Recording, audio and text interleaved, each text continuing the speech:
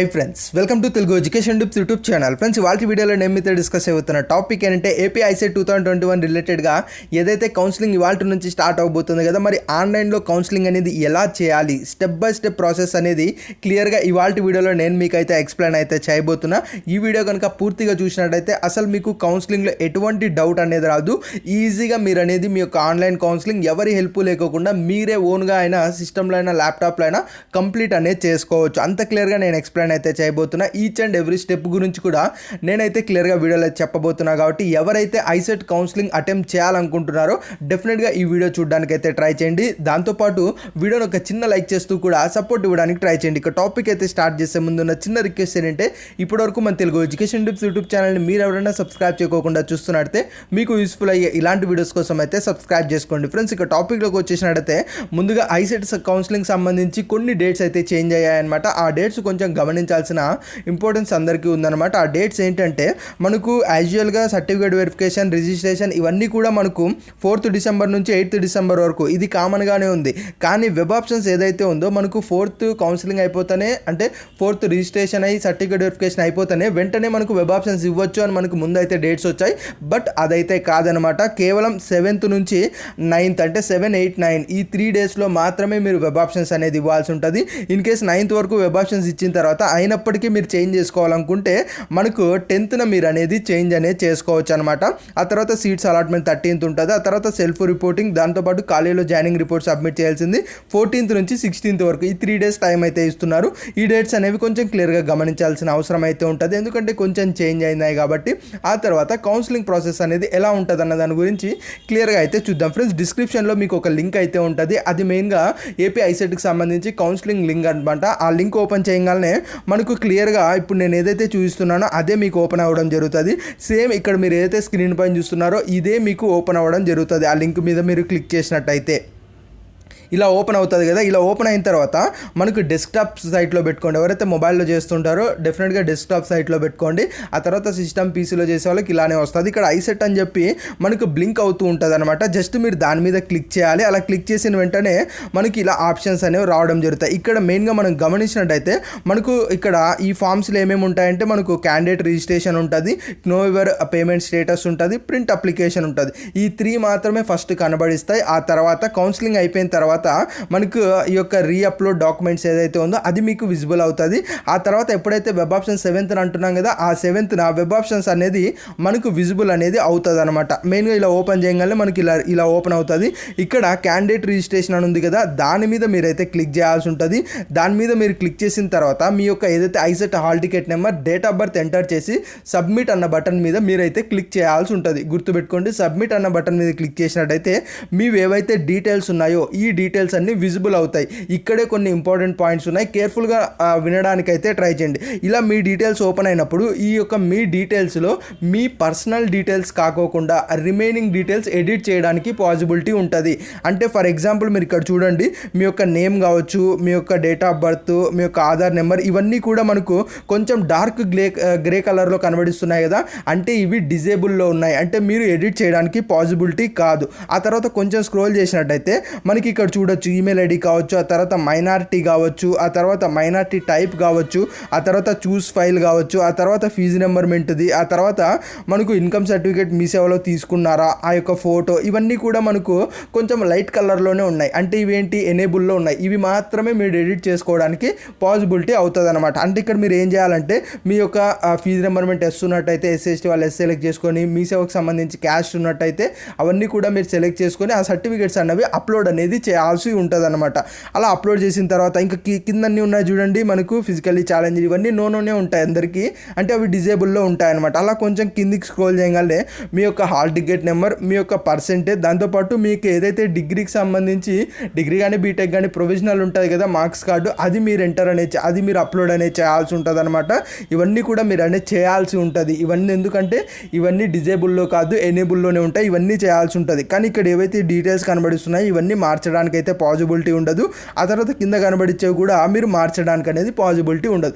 ఆ తర్వాత ఇక్కడ మెయిన్ స్టెప్ గమనించడానికి ట్రై చేయండి. ఇది స్టెప్ ఉంది కదా వెరిఫై అని, ఈ స్టెప్ మీరు క్లియర్గా గమనించినట్టయితే జస్ట్ ఎస్ఆర్ నో అని మాత్రమే ఉన్నాయన్నమాట. అంటే ఏంటంటే ఇక్కడ పైన ఏదైతే మీ డీటెయిల్స్ వచ్చాయి కదా, ఈ యొక్క మీ డీటెయిల్స్లో ఏవైతే డార్క్ గ్రే కలర్లో ఉన్నాయో అంటే గ్రే కలర్లో ఉన్నాయో అవి కూడా మీరు ఎడిట్ చేయాలనుకుంటే మీరు అనేది ఇక్కడ కింద కనబడిస్తుంది దాంట్లో ఎస్ అని సెలెక్ట్ చేసుకోవాల్సి ఉంటుంది. ఇన్ కేస్ అక్కడ ఏ డీటెయిల్స్ తప్పుగా లేవు అన్నీ కరెక్ట్గా ఉన్నాయనుకుంటే నో అన్న సెలెక్ట్ చేసుకొని ఫర్దర్గా పేమెంట్కి అయితే వెళ్తారు. ఇన్ కేస్ మీరు అందులో ఏమైనా తప్పు ఉన్నప్పుడు ఎస్ అని సెలెక్ట్ చేసుకొని వెరిఫై అండ్ సబ్మిట్ అన్న దాన్ని మీరు క్లిక్ చేశారనుకోండి, అవి కూడా మీరు ఎడిట్ చేయడానికి పాసిబిలిటీ అవుతాయి. ఇక్కడ మీరు క్లియర్గా గమనించవచ్చు. ఆల్రెడీ మనకి ఇవన్నీ వెళ్ళిపోయాయి. అంటే ఏదైతే మనకు ఆ గ్రే కలర్లో డార్క్ గ్రే కలర్లో ఉన్నాయో అవన్నీ పోయేసి వైట్ కలర్ వచ్చేసాయి కదా, అంటే ఇవన్నీ కూడా మీరు ఎడిట్ చేసుకోవచ్చు. దాంతోపాటు మీరు ఏదైతే పైన ఇచ్చారో అవన్నీ కూడా మనకు డిజేబుల్ అయితే అయిపోయి ఉంటాయి, రిమైనింగ్ అన్నీ ఎనేబుల్ అయి ఉంటాయి. ఆ తర్వాత మీరు ఫిజికల్లీ ఛాలెంజ్డ్ స్పోర్ట్స్ సర్టిఫికేట్స్ అవన్నీ కూడా మనకి ఎనేబుల్ అయిపోతాయి, అవన్నీ మీరు అప్లోడ్ చేసుకోవచ్చు. ఆ తర్వాత ఏదైతే మీరు స్కూలింగ్ కాలేజ్ ఉంటుందో అవి కూడా మీరు మార్చుకోవచ్చు అనమాట. ఆ తర్వాత అవన్నీ చేసిన తర్వాత మీకు ఈ యొక్క హెచ్ఎల్సి సెంటర్కి సంబంధించి ఏ రీజన్లో ఉంది అన్నది కూడా మీరు సెలెక్ట్ చేసుకోవాలి. మెయిన్గా రీజన్ అనేది సెలెక్ట్ చేసుకొని ఆ రీజన్ తర్వాత డిస్క్లైమర్ చోట టిక్ మార్క్ పెట్టేసి సబ్మిట్ అన్న దాని మీద క్లిక్ చేయాలి. ఇక్కడ ఒక క్లారిటీ అయితే వచ్చేసింది కదా. ఫస్ట్ మీ పర్సనల్ డీటెయిల్స్ చూపిస్తారు. ఆ డీటెయిల్స్లో మీకు ఎటువంటి అంటే అక్కడ పర్సనల్ డీటెయిల్స్ లాక్ అయిపోయి ఉంటాయి, రిమైనింగ్ అన్నీ ఎడిట్ చేయడానికి పాసిబిలిటీస్ ఉంటాయి. ఆ రిమైనింగ్ ఏవైతే ఎడిట్ ఉన్నాయో అవన్నీ ఎడిట్ చేసిన తర్వాత ఇంకా మీ పర్సనల్ డీటెయిల్స్లో ఏమైనా తప్పులు ఉన్నాయని మీకు అనిపిస్తే అక్కడ కింద మనకు ఎస్ నో అనే ఆప్షన్ వచ్చింది కదా, అక్కడ ఎస్ అనేది సెలెక్ట్ చేసుకొని మీరు అనేది పర్సనల్ డీటెయిల్స్ కూడా ఎడిట్ చేస్తారు. ఇన్ కేసు అక్కడ నోట్ సెలెక్ట్ చేశారనుకోండి, మీ పర్సనల్ డీటెయిల్స్ అనేవి ఎడిట్ చేయడానికి పాసిబిలిటీ ఉండదు, డైరెక్ట్గా పేమెంట్కి అయితే వెళ్ళిపోతారు. ఇలా సబ్మిట్ మీద క్లిక్ చేసిన తర్వాత మీకు పేమెంట్ డీటెయిల్స్ అనేవి చూపించడం అయితే జరుగుతాయి. ఇలా పేమెంట్ డీటెయిల్స్ వస్తాయి. మీరు ఏ పేమెంట్ ఎక్కడి నుంచి చేద్దాం అనుకుంటున్నారు, నెట్ బ్యాంకింగా, డెబిట్ కార్డా, క్రెడిట్ కార్డా, ఇలా చాలా అడుగుతాయి. అండ్ మనకి నెట్ బ్యాంకింగ్ ఏ బ్యాంక్కి సంబంధించి ఇలా ఫుల్ డీటెయిల్స్ అడుగుతాయి. దాంతోపాటు ట్రాన్సాక్షన్ ఛార్జెస్ కూడా మనకి పక్కనే చూపిస్తూ ఉంటాయన్నమాట. కన్వీనియంట్ ఉన్నదైతే మీరైతే చూసుకోండి. గుర్తుపెట్టుకోండి, మీ యొక్క స్టూడెంట్ పర్సనల్ ఏటీఎం కార్డ్స్ కానీ నెట్ బ్యాంకింగ్ ద్వారా పే చేయడానికి అయితే ట్రై చేయండి. ఇన్ కేస్ ఏదైనా రీఫండ్ ఇష్యూస్ ఉన్నా సరే మీ అకౌంట్లోకే పడటం అనేది జరుగుతుంది. ఇలా వచ్చిన తర్వాత మీరు జస్ట్ అగ్రి మీద క్లిక్ చేసి పే నౌ అన్నది మీకు ఎనేబుల్ అవుతుంది, దాని మీద క్లిక్ చేయాల్సి ఉంటుంది. అలా క్లిక్ చేసిన వెంటనే మీ యొక్క కార్డ్ డీటెయిల్స్ కానీ మీ నెట్ బ్యాంకింగ్ డీటెయిల్స్ కానీ ఎంటర్ చేయమని మనకైతే అడుగుతారనమాట. ఇక్కడ ఓన్లీ మీ డీటెయిల్స్ అయితే ఎంటర్ చేసిన తర్వాత మీరు ఫర్దర్ స్టెప్కి అయితే వెళ్తారు. అలా వెళ్ళిన తర్వాత మీ యొక్క పేమెంట్ అనేది సక్సెస్ అనేది అయిపోతుంది. అంటే అమౌంట్ అనేది మీరు కార్డ్ డీటెయిల్స్ ఎంటర్ చేసి మీరు పే నౌ మీరు క్లిక్ చేసినట్టయితే అన్ని మీకు ఆటోమేటిక్గా ట్రాన్సాక్షన్స్ ఓటీపీస్ అవన్నీ వస్తాయి కదా, అవన్నీ ఎంటర్ చేసిన తర్వాత పేమెంట్ సక్సెస్ అవుతుంది. ఇలా సక్సెస్ వస్తుంది అనమాట. అలా సక్సెస్ వచ్చిన తర్వాత మీకు ఒక బిల్లు కూడా కనబడిస్తుంది. దీన్ని మెయిన్గా ప్రింట్అవుట్ తీసుకోవడానికి అయితే ట్రై చేయండి. ఇన్ కేస్ ఫోన్లో చేసే వాళ్ళైతే ఈ యొక్క ఏదైతే ప్రింట్ ఉందో దీన్ని క్లిక్ చేసి ఆ ఫోటోని అనేది పీడిఎఫ్గా కూడా మీరైతే సేవ్ చేసుకోవచ్చు అనమాట. ఆ తర్వాత నెక్స్ట్ ఏంటంటే మనకు మెయిన్ మళ్ళీ మామూలు పేజ్లోకి వచ్చేస్తాం. అంటే మెయిన్ ఒరిజినల్ పేజ్లోకి వచ్చేసిన తర్వాత ఇక్కడ మెయిన్గా మనకు నో యువర్ పేమెంట్ స్టేటస్ అని ఇంకొకటి అయితే మనకు ఉంటుంది. దాన్ని క్లిక్ చేయగానే మీ యొక్క డీటెయిల్స్ ఎంటర్ చేసినట్టయితే మీ పేమెంట్ సక్సెస్ అయిందా లేదా అన్నది క్లియర్గా చూపిస్తుంది. ఇక్కడ ఎవరైతే స్టార్టింగ్లో నో అని పెట్టేసి ఉంటారో వాళ్ళు కూడా ఈ పేమెంట్ చేస్తారు, ఎస్ అని పెట్టిన వాళ్ళు కొంచెం ఎడిట్ చేసి మళ్ళీ ఈ పేమెంట్ అనేది చేస్తారనమాట.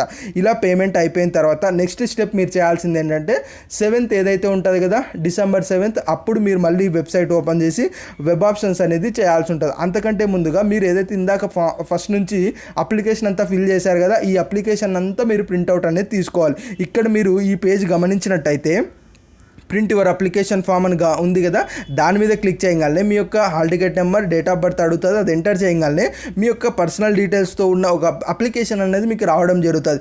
ఇందులో మీ ఫోటో కావచ్చు, మీ డీటెయిల్స్ అన్నీ కూడా ఉంటాయన్నమాట. ఇదంతా ఒకసారి చెక్ చేసుకొని ప్రింట్ అన్న దాని మీద క్లిక్ చేసి ప్రింట్ అనేది తీసుకోవాల్సి ఉంటుంది. ఇన్ కేస్ మీరు పైన ప్రొవిజనల్ కావచ్చు, క్యాస్ట్ కావచ్చు, ఇన్కమ్ కావచ్చు, ఈ సర్టిఫికేట్స్ అన్నవి మీరు అప్లోడ్ చేసినవి బ్లర్ వచ్చినా లేదంటే సరిగా లేకపోయినా మీకు అనేది వాళ్ళు ఇంటిమేట్ చేస్తారనమాట. మీ యొక్క సర్టిఫికేట్స్ సరిగా లేవు, మరొకసారి అప్లోడ్ చేయండి అని చెప్పి మీకు ఇంటిమేట్ చేస్తారు. అలాంటప్పుడు మీరు ఏం చేయాలంటే రీఅప్లోడ్ అనేది చేయాల్సి ఉంటుంది. రీఅప్లోడ్ అని మనకు ఒక బార్ ఏదైతే కనబడిస్తుంది, అంటే ఇందాక మనకు candidate registration, know your payment status, దాంతోపాటు ప్రింట్ అప్లికేషన్ ఫామ్ అని ఉంది కదా, దాని కిందనే మనకు రీఅప్లోడ్ డాక్యుమెంట్స్ అని ఇంకొకటి కనబడిస్తుంది. దాని మీద క్లిక్ చేయగానే మనకి ఈ పేజ్ ఓపెన్ అవుతుంది. ఇందులో మెయిన్గా మీ యొక్క hall ticket number, me date of birth enter చేసి సబ్మిట్ మీద క్లిక్ చేసిన తర్వాత మనకి ఒక ఓటీపీ వస్తుంది. దాన్ని వెరిఫై చేసిన తర్వాత మీ మీవి ఏవైతే సర్టిఫికేట్స్ ఉంటాయో అంటే మీరు ఏవైతే ఎడిట్ చేయాల్సిన అంటే మళ్ళీ అప్లోడ్ చేయాల్సిన సర్టిఫికేట్స్ మనకు అఫీషియల్స్ చెప్పుంటారో అవి మీకు ఇక్కడ కింద చూపిస్తాయి. అప్పుడు మీరు చూస్ ఫైల్ అన్న దాన్ని మీకు క్లిక్ చేసి మరొకసారి మీ సర్టిఫికేట్ అనేది అప్లోడ్ అనేది చేస్తారు. ఇది అందరికీ కాదు, ఎవరికైతే రీ అప్లోడ్ సర్టిఫికేట్స్ అని మెసేజ్ వచ్చినా ఎవరికైతే అలా చూపిస్తుంటుందో వాళ్ళు మాత్రమే చేస్తారనమాట. ఇలా అప్లోడ్ చేసిన తర్వాత సబ్మిట్ అనేది చేస్తారు. ఆ తర్వాత నెక్స్ట్ చేయాల్సింది అంటే ఏదైతే 7th ఉంటుంది కదా, 7th మీరు వెబ్ ఆప్షన్స్ అనేది ఇవ్వాల్సి ఉంటుంది. ఈ 7th మీరు వెబ్సైట్ ఓపెన్ చేస్తేనే అక్కడ కింద వెబ్ ఆప్షన్స్ అని క్లియర్గా బ్లింక్ అవుతుంటుంది. దాని మీద క్లిక్ చేయగానే మనకి ఇలా అనేది ఓపెన్ అవుతుంది. సేమ్ యాజ్ యూజువల్గా మీ యొక్క హాల్ టికెట్ నెంబర్ దాంతోపాటు మీ డేట్ ఆఫ్ బర్త్ ఎంటర్ చేసి సబ్మిట్ చేసిన తర్వాత మనకి ఇలా ఓపెన్ అవ్వడం జరుగుతుంది. ఇక్కడ మెయిన్గా గుర్తుపెట్టుకోండి, ఈ యొక్క వెబ్ ఆప్షన్స్లో ఇవన్నీ డీటెయిల్స్ అలానే ఉంటాయి, కానీ మీరు సెలెక్ట్ చేసుకోవాల్సింది ఏదైతే డిస్టిక్ దాంతోపాటు దానికి సంబంధించిన కాలేజ్ ఈ రెండు సెలెక్ట్ చేసుకోవాల్సి ఉంటుంది. ఇక్కడ డిస్టిక్ అంటే ఏంటి అంటే ఇప్పుడు ఫర్ ఎగ్జాంపుల్ మీది ఒక డిస్టిక్ అనుకోండి, మీరు ఓన్లీ ఆ డిస్టిక్లో ఉన్న కాలేజ్లో జాయిన్ అవ్వాలనుకున్నారు అనుకోండి, మీరు ఇక్కడ డిస్టిక్ సెలెక్ట్ చేసుకున్నప్పుడు ఏమవుతుందంటే ఆ యొక్క డిస్టిక్లో ఏవైతే కాలేజెస్ ఉన్నాయో కేవలం అవి మాత్రమే మీకు చూపిస్తాయి. ఇన్ కేస్ అలా లేకుండా ఆల్ అని మీరు సెలెక్ట్ చేసుకున్నారనుకోండి, ఆల్ ఓవర్ ఏపీ ఏవైతే కాలేజెస్ ఉన్నాయో అవన్నీ కూడా మీకు చూపిస్తాయి. ఇన్ కేస్ ఒకే నేమ్తో 2 కాలేజెస్ ఉన్నప్పుడు మీరు ఒక డిస్టిక్లో పెట్టకపోయి ఇంకో డిస్టిక్లో కాలేజ్ అనేది పెడతారు. కాబట్టి మీరు ఏదైతే ఆప్షన్ ఇద్దామనుకున్నారో కేవలం ఆ డిస్టిక్ మాత్రమే సెలెక్ట్ చేసుకోండి. ఇన్ కేస్ ఇది ఒకసారి సెలెక్ట్ చేసిన తర్వాత మరి కూడా చేంజ్ అనేది చేసుకోవచ్చు అనమాట. ఆ తర్వాత మెయిన్గా గమనించాల్సిన పాయింట్ ఏంటంటే డిస్టిక్ సెలెక్ట్ చేసుకున్న తర్వాత ఇన్స్టిట్యూట్ ఆర్ కాలేజ్ టైప్ అనేది సెలెక్ట్ చేసుకోవాలి. ఇక్కడ మీరు యూనివర్సిటీ కాలేజ్ సపరేట్ సెర్చ్ చేస్తారు, ప్రైవేట్ కాలేజ్ సపరేట్ అనేది సెర్చ్ చేస్తారు. దాంతోపాటు యూనివర్సిటీ కాలేజ్ సెల్ఫ్ ఫైనాన్షియల్లీ కూడా ఈ టైప్ ఆఫ్ కాలేజ్ కూడా మీరు సపరేట్ అనేది సెర్చ్ చేస్తారు. మెయిన్గా ఫస్ట్ యూనివర్సిటీ సెలెక్ట్ చేసుకోండి, మీ డిస్ట్రిక్ట్లో యూనివర్సిటీస్ వస్తాయి అవి ఆప్షన్గా ఇవ్వండి. దాంతోపాటు ప్రైవేట్ కాలేజ్ సెలెక్ట్ చేసుకోండి, మీ దగ్గరలో ఏవైతే కాలేజ్ అనుకో ఉంటారు కదా అవన్నీ కూడా మీకు ఇక్కడ రావడం అనేది జరుగుతాయి. అలా మీరు ఆల్ అని పెట్టుకోండి, క్లియర్ అయిపోతుంది. అలా వచ్చిన తర్వాత నెక్స్ట్ మీరు చేయాల్సింది ఏంటంటే ఇక్కడ మనకు మీరు ఏదైతే పైన డిస్ట్రిక్ట్ యూనివర్సిటీ ఇన్స్టిట్యూట్ పెట్టుకున్నారో దానికి సంబంధించిన కాలేజెస్ అన్ని ఇక్కడ మీకు క్లియర్గా విజిబుల్ అనేది అవుతాయి. ఇక్కడ గ్రీన్ కలర్లో కనబడిస్తున్నాయి కదా, ఇవన్నీ కూడా మీకు అక్కడ ఉన్న కాలేజ్. మీరు చేయాల్సింది ఏంటి అంటే ఇక్కడ మెయిన్గా మనకి ఏదైతే ఇక్కడ సెర్చ్ అని కనబడిస్తుంది కదా, ఈ యొక్క సెర్చ్లో మీకు కావాల్సిన కాలేజ్ నేమ్ సెర్చ్ చేయండి. అలా కాలేజ్ అనేది కింద రావడం జరుగుతుంది. అందులో మీ డిస్ట్రిక్ట్ కోడ్ ఒకసారి చూసుకోండి, మీరు ఏ బ్రాంచ్ అనుకున్నారు. మెయిన్గా ఎంబీఏకి సంబంధించి చాలా ఉంటాయి కదా, ఎంబీఏలో వాటి రిలేటెడ్గా ఏది అనుకున్నారు అది ఒకసారి చూస్ చేసుకొని ఇది ఒక ఇన్ కేస్ ఇది అనేది మీరు ఆప్షన్ పెట్టాలనుకోండి, ఇక్కడ ప్లస్ ఉంది కదా జస్ట్ దాని మీద అనేది క్లిక్ చేయండి. అలా ప్లస్ అన్న దాన్ని మీకు క్లిక్ చేసినట్లయితే ఆటోమేటిక్గా రైట్ సైడ్ మీకు ఉన్నాయి కదా ఆప్షన్స్ అని, ఇందులో మీకు యాడ్ అనేది అయిపోతాయి అనమాట. ఇందులో మీరు ఎన్ని కాలేజ్ మీరు అక్కడ క్లిక్ చేస్తే అన్ని కాలేజ్ మనకి ఇక్కడ అనేది యాడ్ అనేది అయిపోతాయి. అంటే ఇక్కడ మీరు ఇన్కేస్ అక్కడ 4 ఆ కాలేజ్ క్లిక్ చేశారనుకోండి 4 ఇక్కడ యాడ్ అయిపోతాయి. ఇందులో మీరు మెయిన్గా గమనించాల్సింది ఏంటంటే ఇన్కేస్ ఏదైనా కాలేజ్ మీరు డిలీట్ చేయాలనుకుంటే ఇక్కడ డిలీట్ అనే సింబల్ ఉంది కదా దాన్ని మీకు క్లిక్ చేసినట్టయితే డిలీట్ అయిపోతాయి. ఇన్కేస్ ఇక్కడ ఫస్ట్ ఆప్షన్గా ఏదైతే ఉందో అది మీకు ఫస్ట్ ఆప్షన్గా వద్దు, అది సెకండ్ ఆప్షన్గా వచ్చి సెకండ్ ఆప్షన్గా ఉన్న కాలేజ్ ఫస్ట్ ఆప్షన్కి వెళ్దాం అనుకున్నారనుకోండి, ఇక్కడ డౌన్ అనే సింబల్ మనకి ఉంది కదా దాన్ని క్లిక్ చేసినట్టయితే ఆ కాలేజ్ అనేది డౌన్కి వెళ్ళిపోతుంది. ఇన్కేస్ సెకండ్ కాలేజ్లో ఉన్నది అది మీకు ఫస్ట్ రావాలనుకోండి, ఇక్కడ అప్ అని కనబడిస్తుంది కదా దాన్ని క్లిక్ చేసినట్టయితే ఆ కాలేజ్ అనేది పైకి వెళ్ళడం అనేది జరుగుతుంది. అలా మీరు ఆప్షన్స్ అనేది సెలెక్ట్ చేసుకోవచ్చు. ఆ తర్వాత చేయాల్సింది ఏంటంటే సేవ్ అండ్ ప్రింట్ అన్న దాన్ని మీకు క్లిక్ చేయొచ్చు.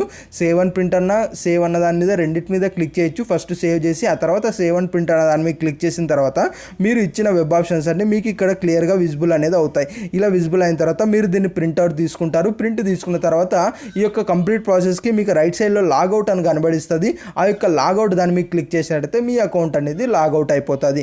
ఇది కంప్లీట్గా కౌన్సిలింగ్ ప్రాసెస్ స్టార్టింగ్ నుంచి ఎండింగ్ వరకు, ఇంతకు మించి ఇంకేదీ లేదు. మనకి ఇన్కేస్ మీరు ఇచ్చిన వెబ్ ఆప్షన్స్లో ప్రింట్ తీసింటారు కదా అవి చూసుకోండి. ఇన్కేస్ మార్చాలనుకుంటే మాత్రం ఏదైతే మనకు 10th ఉంది కదా మీరు డేట్స్ అయితే గమనించవచ్చు. మనకి 10th ఉంది కదా ఈ 10th డిసెంబర్న మీరు అనేది చేంజ్ చేసుకోవచ్చు. ఇన్కేస్ అవసరం లేదు అనుకుంటే అలానే వదిలేసేయండి. మీకు 13th మెసేజ్ అనేవి వస్తాయన్నమాట. మెసేజ్ దాంతోపాటు లాగిన్ అయి కూడా మీరు చెక్ చేసుకోవచ్చు ఏ కాలేజ్ ఏ బ్రాంచ్లో సీట్ అలాట్ అయ్యింది ఇవన్నీ కూడా మీకు అనేక క్లియర్గా తెలుస్తాయి. అప్పుడు మీరు సెల్ఫ్ రిపోర్టింగ్ చేసి జాయినింగ్ రిపోర్ట్ అలాట్మెంట్ ఆర్డర్ తీసుకొని కాలేజీలో సబ్మిట్ అనేది చేయాల్సి ఉంటుంది అనమాట. ఇక్కడ గమనించాల్సిన ఇంకొక పాయింట్ ఏంటంటే అసలు మనకు ఎంత ఫీజు అనేది పే చేయాలి.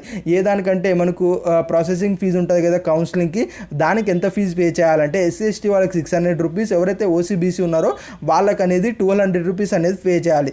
ఇక కాలేజీలో జాయిన్ అయినప్పుడు ఎంత ఫీజు పే చేయాలి అనుకున్నట్టయితే మెయిన్గా మీకు ఏదైతే అలాట్మెంట్ ఆర్డర్ వస్తుంది కదా అందులో క్లియర్గా మెన్షన్ చేస్తారు. చేస్తారు, మీరు ఇప్పుడు ఎంత పే చేయాలి, యాక్చువల్గా కాలేజ్ ఫీజు ఎంత, అవన్నీ డీటెయిల్స్ వస్తాయి. అవన్నీ అలాట్మెంట్ ఆర్డర్లో క్లియర్గా ఉంటాయి. మెయిన్గా కంప్లీట్ ప్రాసెస్ అయితే ఇది ఫ్రెండ్స్.